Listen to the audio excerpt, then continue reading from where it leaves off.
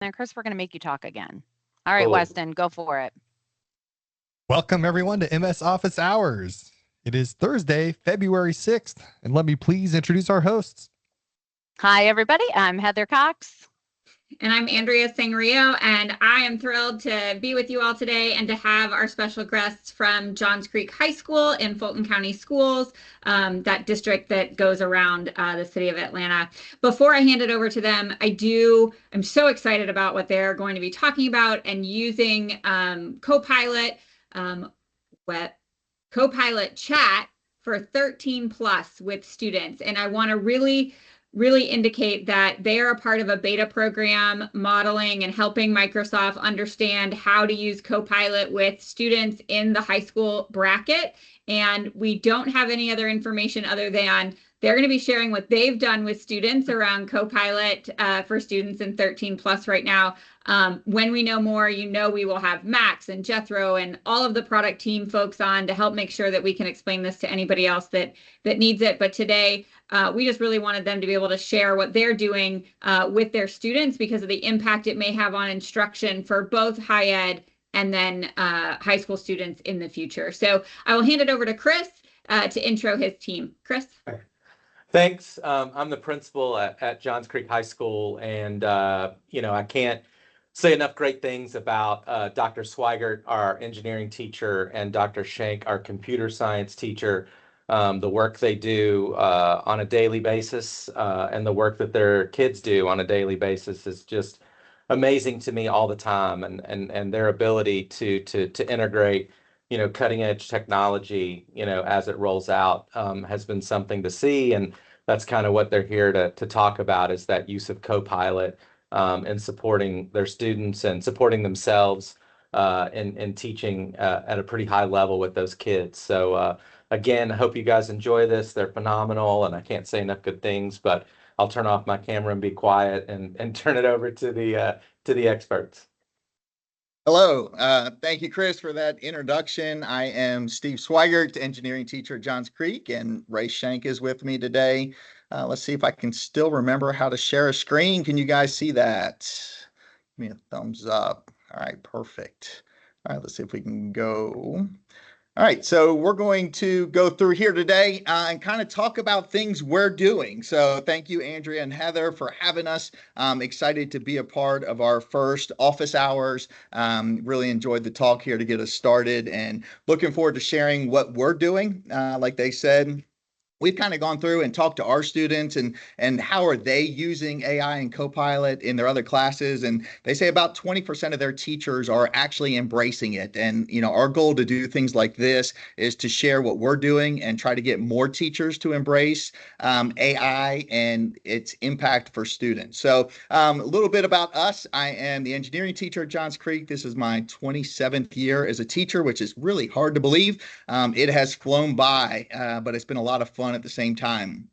So my AI story of how did I get into this and why have I embraced it so much? I'll never forget over a year ago, my teenage son coming to me and say, "Dad, did you hear about this AI thing?"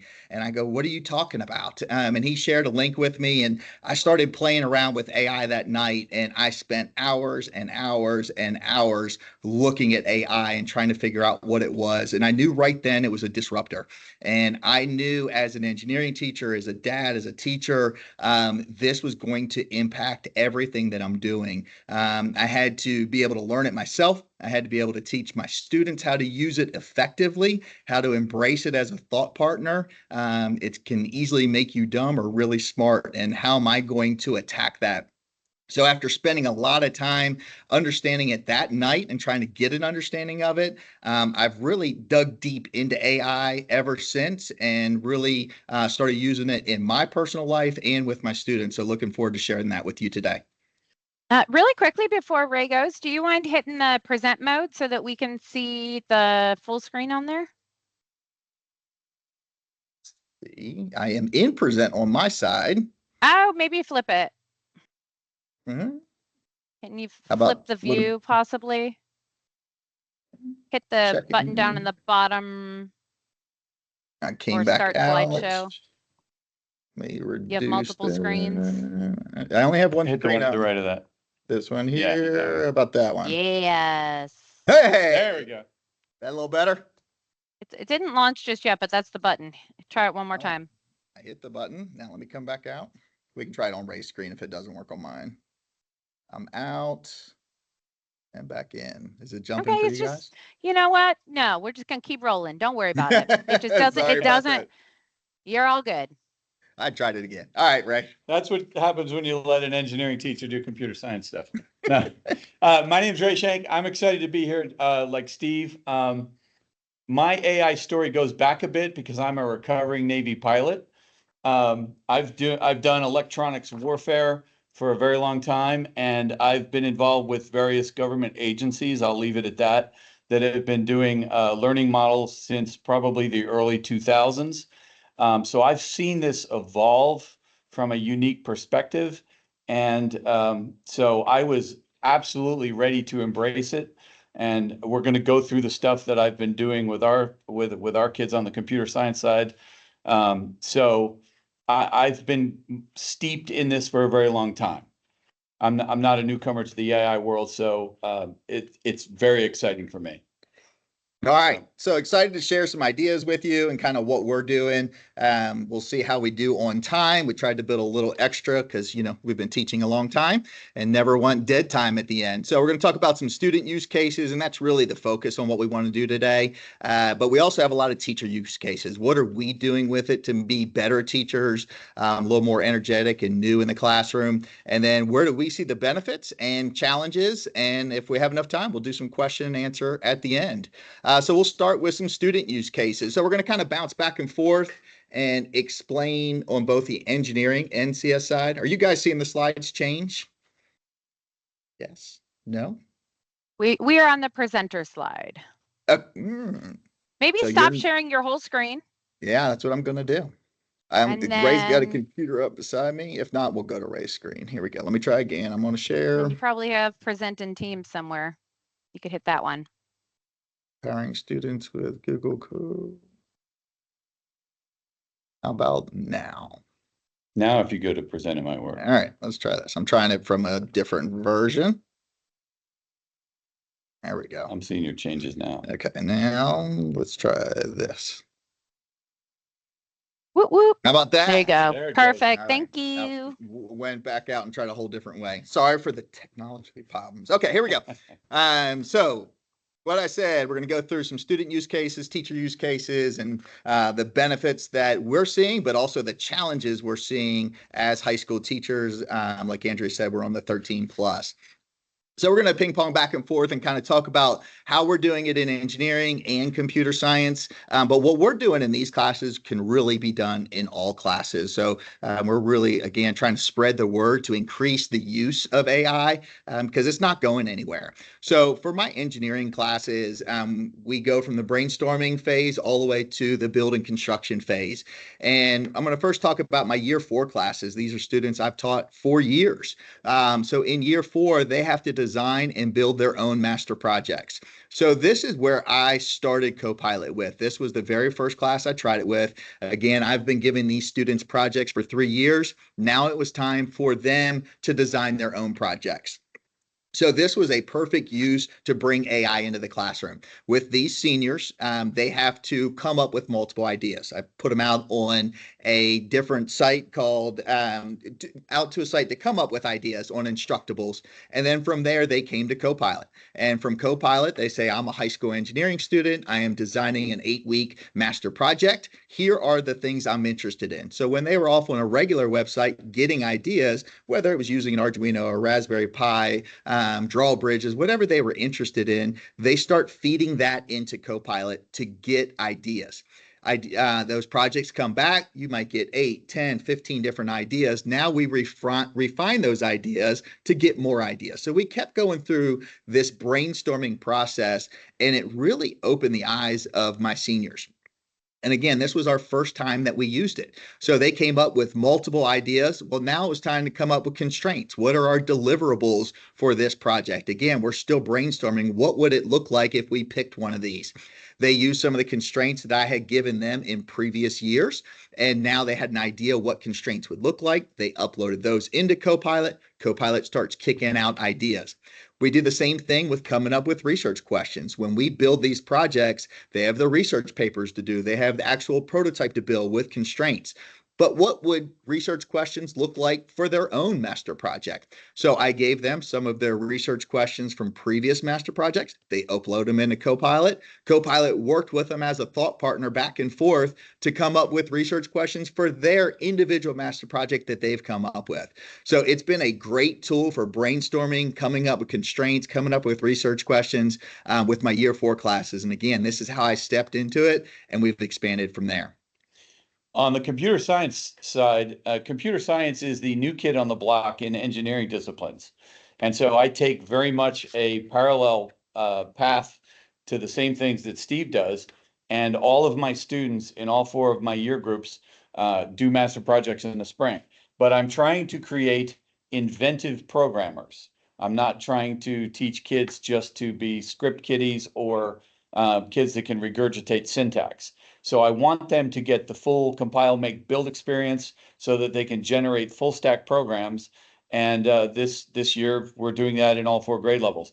But their master projects are where they have to then become inventive. They have to find something in the world around them that they like to think about. And then they have to pick a language in some of the courses. And they have to find ways that they can shape their project. And I'm driving them to Copilot to help be that thought partner, like Steve said earlier, to help them come up with the ideas, test them against the features of different languages that they've learned, and be able to come up with topics for their proposals. And we are just now this year getting to the point where their project proposals are coming in. So they're all running to Copilot and starting to have interactions with the AI to figure out what it is, so that they don't try to boil the ocean and write a program that's going to take 12 developers 6 months and $2 million to build. So as we go to those next steps, after we finish the brainstorming, now we start applying it in both of our classes. And in my class, the first thing my students do is write research papers. And this is kind of a scary part of education when we start looking at AI and writing papers. Is the AI going to write it? Are kids actually going to write it themselves? Are the AI detectors going to work or not? So here's how I've embraced research papers in my class. I'm now doing this on all levels as we roll out Copilot more with my classroom. So with the research papers, I tell them to go to Copilot first. I know they want to use AI. So what I do is tell them to go in. Again, we're going into the prompt engineering side and explain what they are, that they are a high school engineering student. I am writing a research paper. They give the length. And then they talk about the questions that I've given them in their design brief or the seniors have created in their own. And I have them get a summary of all of those answers. This is their base knowledge. What's great about Copilot, we can also get all the sources. So what I tell them to do is read that summary of answering all those questions. Now go directly to those sources that Copilot gave them and go read the sources. Now write your research paper.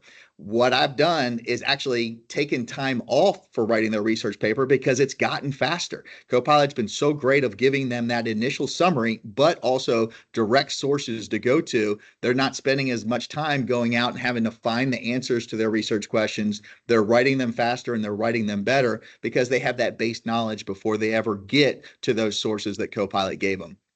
We also use it for solution generation. We talked about constraints in the year 4 class. My younger classes also use constraints. I have them going on and trying to generate ideas to solve the problem. To me, by using Copilot, we are making bigger, faster, stronger engineers in class. So if I'm going to give them the same amount of time to build that project, I expect that project to be better than what it was before. So we're using it to help solve problems, but also come up with more solutions that they haven't even thought about. And then we're also going to use it to problem solve along the process. I have a class right now that's building a hovercraft for our hovercraft competition. And they ran into a problem the other day. It just wasn't going fast enough down the hallway. And I said, well, have you used Copilot with it? And they said, well, no, what do I need to do? They literally picked up the hovercraft, took a picture of the bottom of the hovercraft, took a picture of the top, uploaded them into Copilot, said, I'm a high school engineering student. I'm working on a competition hovercraft using leaf blowers. And they went through, give me more ideas to make my hovercraft faster based on these pictures. Now, in this situation, they didn't get any ideas about the holes on the bottom of the hovercraft, but it said, have you considered X, Y, Z? It gave them more things to consider, not necessarily a solution to best make their skirt for the hovercraft, but more things to consider to make that hovercraft faster that they hadn't thought about yet. So it was a great way to solve a problem. And again, that's a part of our research. So on the computer science side, this has been one of the most revolutionary tools to be able to bring to bear in the classroom. One of the biggest things, because we use Microsoft Visual Studio Code for all of our languages and all of the development, because it's a professional IDE that they can use in industry.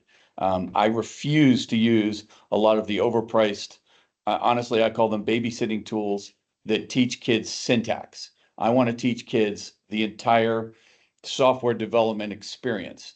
And so one of the biggest things you face as an educator is getting kids to learn how to use Visual Studio Code. Well, Copilot can walk them through every single function of that IDE at whatever pace they can handle. And so it has accelerated, like it accelerated a lot of the stuff in his class. It has absolutely accelerated how quickly the kids are becoming capable with Visual Studio Code itself, including installing the multiple languages, the libraries. For the CSA class, we're in JavaScript now doing graphical user interfaces. It has been literally a force multiplier for getting kids into the actual development environments because it can walk them through how to do everything. Language syntax. Now these kids can see not only how to do a for loop. The first conference I ever went to from the College Board in Georgia, they got up and said, well, now you're at 12 weeks of learning. You should just be able to explain the syntax of a for loop. And I almost choked. And now, I can tell the kids, here's the first week of school. You need to know these structures. Sit down with Copilot and it can quiz them. It can actually make them do the thinking, and it can actually help them learn the syntactics in the first 4 or 5 weeks of school, which is actually revolutionary. And it can give them code snippets. They can say, give me 5 examples of where I would use a while loop instead of a for loop. And it just spits them out in like 0.3 seconds. And the beautiful part of this is, since languages are always evolving, Java has left the College Board 3 or 4 times.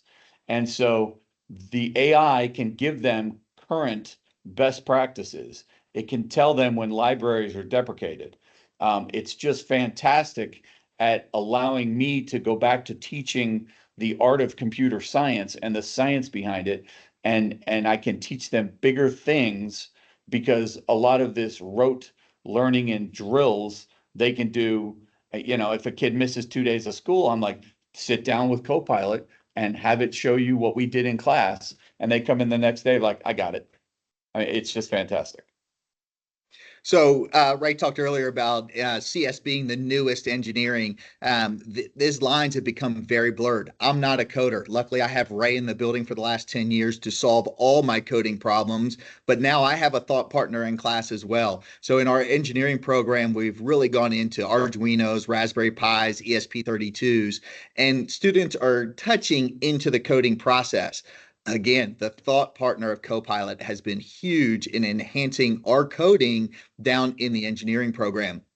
Actually had an experience today with an ESP32. I've got students working on a little small smart house project. They ran the code for their first lesson. Everything ran perfectly. The second one gave them an error.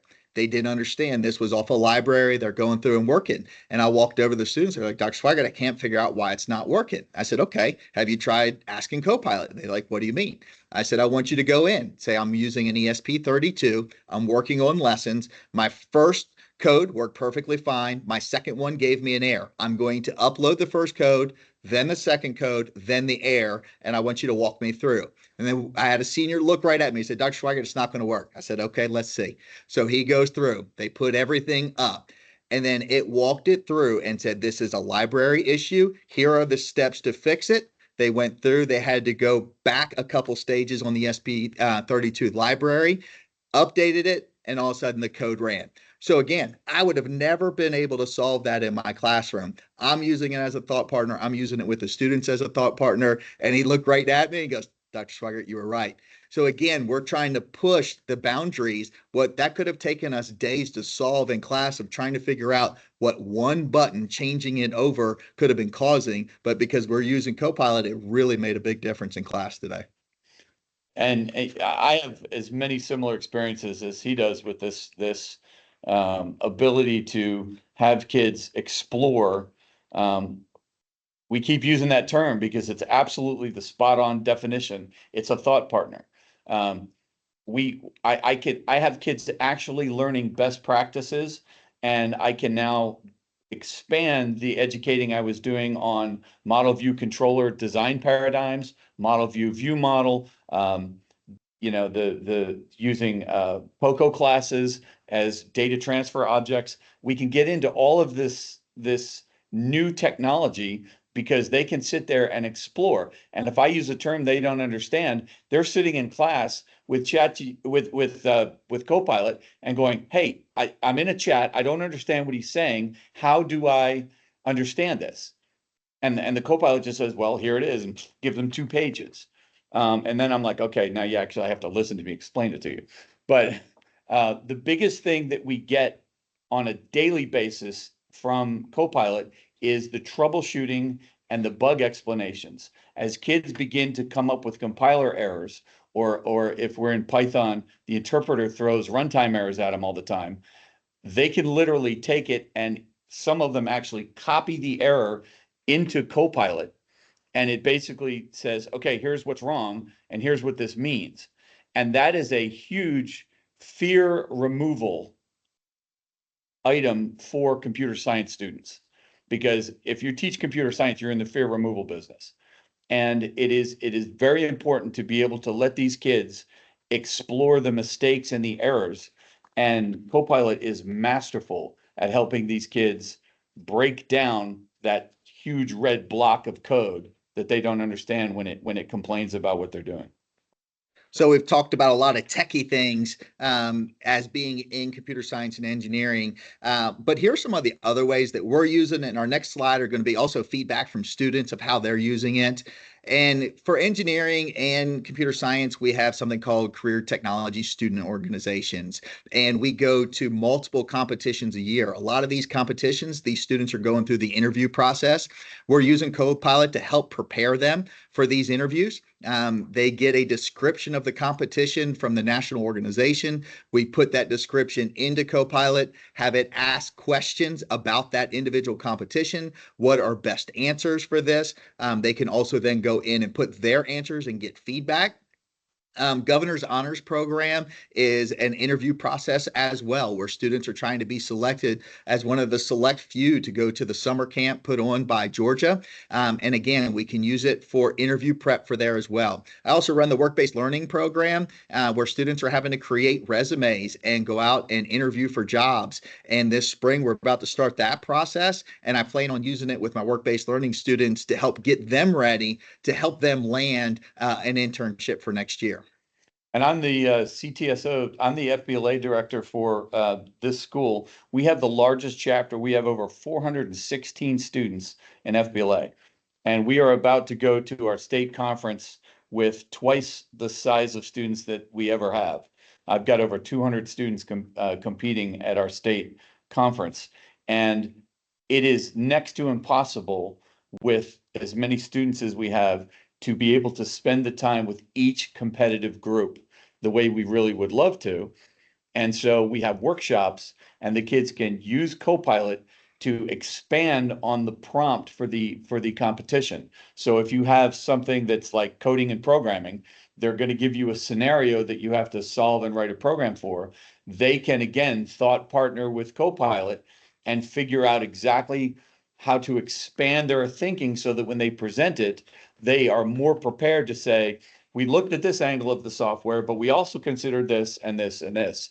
And I think that that's going to be an extremely good advantage for our competitors. And I have a couple students that have been up for county awards as student of the year and things like that. And I have them go in there and now they just go on their own to come up with ideas for their topics, for things they have to give presentations on. And it just makes their preparation a lot easier as well. So here are some of the things we're doing, but also, like I said earlier, I talked to my students and I said, what are you using it for? And this is, I think, just a good eye opener. There was a couple things I hadn't even thought about. It is fantastic at Microsoft Excel formulas. We do build a material sheets for our engineering projects, and there's some formulas that they need to know for there. A lot of these kids haven't taken a business class already, have very little exposure to Excel. I have them go through, explain to Copilot what they need that formula to do. Formula kicks out that Excel kicks out that formula for us. For the word assistant, if they're trying to do graphics or things like that, go into Copilot, ask questions. Data analysis. I think the one that I got the most talking to students, they're using it as a tutor. When they are stuck on a math question, they're asking it how to do it. When they're stuck writing a paper, when they're stuck solving something from history class, or they want more information about something, they have come up with so many prompts on that prompt engineering side. Teach it to me as if I'm 5. Tell me about it. Ask me questions. As I get them right, ask me harder questions. If I get it wrong, explain to me why I got it wrong. These kids are getting really, really smart on how to use it as a tutor. Yeah, my computer science kids, there was a little bit of a pause because they were so afraid of, can we really use this? And so once we got them past that barrier, on a daily basis now, I am constantly turning around saying, did you ask Copilot? Did you sit down with Copilot? Scaffolding. In computer science in particular, Copilot can absolutely scaffold any concept because it is so well learned in the syntactics and the structures of computer science. I have kids that, they might be sick, they get the flu for a week, and they come in and they want to catch up, but they're struggling on a particular area. It can scaffold the information for them and literally speed them up at the recovery of what they missed. And that is absolutely fantastic from an educator standpoint. But explore, we've talked about a lot of these things, but they can work against the design patterns to make sure they're building their structures right. It gives them feedback and tools that they can do and examples for everything. I feel like the music is coming on at the Oscars. I know we're getting close to the end of time here. They're jumping on. We should have had music. That's what's great. That's our next iteration is we add the music and then pull out the thing to pull people off. No, please finish. Yeah, we get the hook. So again, I really like the kids were talking about, they were doing self-created tests. Hadn't thought about it. They're going in, making tests and practicing before the test. They're making their own handouts based on their notes and things like that. So it's really been influential to our students. Like I said, we had a bunch of other things. Maybe we have to come back in a couple months. I was going to say, I think these guys are coming back for round 2. In my opinion, we've got some great questions in the chat too that I would love to just get answered, and then we'll get back to some of those things when we have you on again very, very soon. But one of the questions that Marge asked, and Marge is who always asks the best question. She asked, if you do classical testing in your classrooms, do you allow them to use Copilot? Not during the test. We use it to prepare, but I make them put phones and everything away. We had to kind of go back to some traditional paper testing. Being a high school teacher nowadays, kids like to cheat. It just is what it is. We're at a very high performing school as well, so we kind of see it even more. And, we're having to be creative to make sure we're testing what's in between their ears. So no, I do not allow them, and neither does Ray. In preparation, we're doing a ton with it, but when it comes down to assessment, we want to know what they know. Yep. I tell my students that part of knowing how to use a computer is knowing when not to. Excellent. I like that as well. And then the other one that Marge asked that I think is something that I've been kind of tapping into the last couple of months is prompting. And how much coaching did you do to get them to be able to prompt effectively? What was it like for them to kind of change that muscle from a classic keyword search to that conversational type prompting, that natural language? It is absolutely all about the prompt. If you are going to ask me what is the number one thing that educators need to, one, learn on their own, and two, figure out how they're going to teach it to their students based on their course material, it is all about the prompt. And in computer science, it's also about the context. And I am bated breath for the days, because I use Copilot, GitHub Copilot, to develop on the outside. So I'm seeing the limits of the context and the ability, and it can cause Copilot to occasionally develop in circles and troubleshoot in circles, and you have to use breakpoints and things like that. It's filling up my stack of things I want to teach students.